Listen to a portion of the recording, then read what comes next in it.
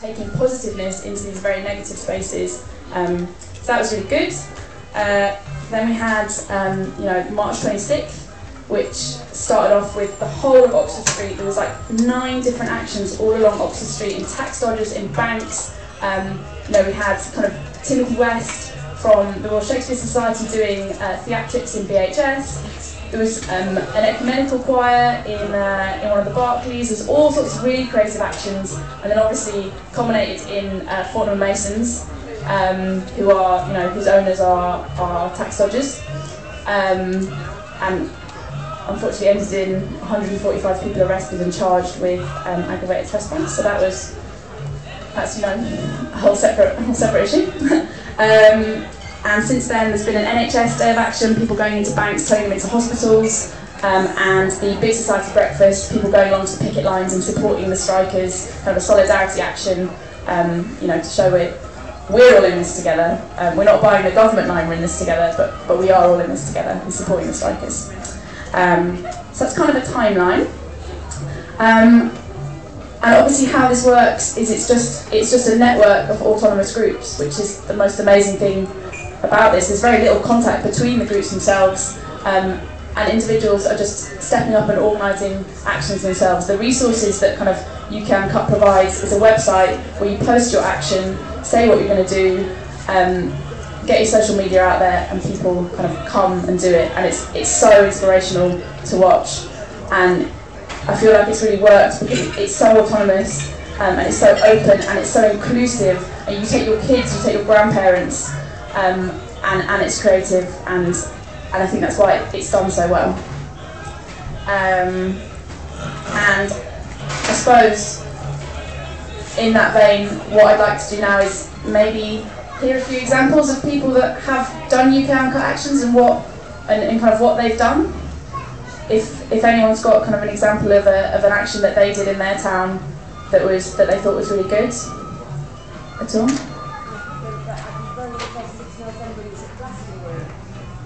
Can you call louder? What happened at Glastonbury? We got a massive 25-foot by 10-foot inflatable sausage that we inflated in U2's first song, right at the front of the stage, saying, "You pay tax too?" ? And security didn't really like it. They weren't that cool with that happening. But yeah.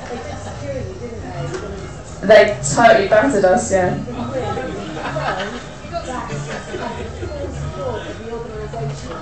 Yeah.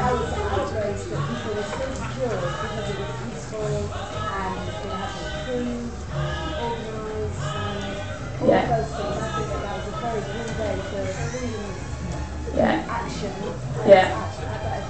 I don't know if everyone can hear what this lady is saying, but yeah, we'd spoken to Michael. It was all kind of, it'd been okayed, that action at Glastonbury, and it had been agreed that that's what we were going to do. As long as we weren't going to actually disrupt the set, which we weren't, strictly doing, it would be fine. But obviously that message didn't get to the security, and someone's finger got broken, and it was not ideal.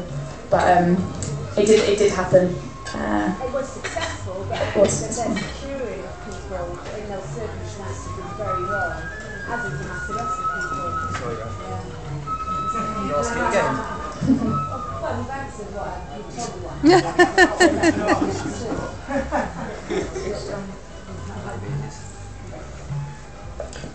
Can you explain that one a bit more? Just why no pay Irish tax or not pay Irish taxes?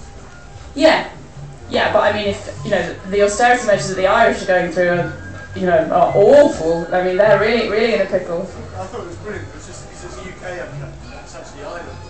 Well, it was actually technically Art Uncut, who kind of came up with the idea, but I just happened to have been there and rolling it together. Yeah, there's been quite a few kind of festival actions recently, like the Latitude one. Went up the Vodafone VIP tower on the main stage at Latitude, dropped a banner on there. That was quite popular. Vodafone made a reply at all to demands. Vodafone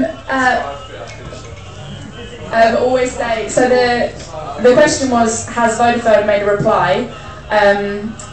And what they always say is the 6 billion figure is an urban myth, which is interesting because that figure has come from the top guy in HMRC at the time, and I suppose our point is that it's actually very difficult to understand exactly what the figure, because of the nature of the transaction, and it's all very, very complicated. Knowing the exact figure is almost impossible according to kind of tax experts. What we do know is there was an enormous amount of tax dodge, somewhere in the region of 6 billion, and if that's not the case, then that will come out of serious investigations that are going on into this issue, and I think we're going to find that they did dodge a huge amount of tax that they, illegally, but kind of against the spirit of the law, immorally. Yeah.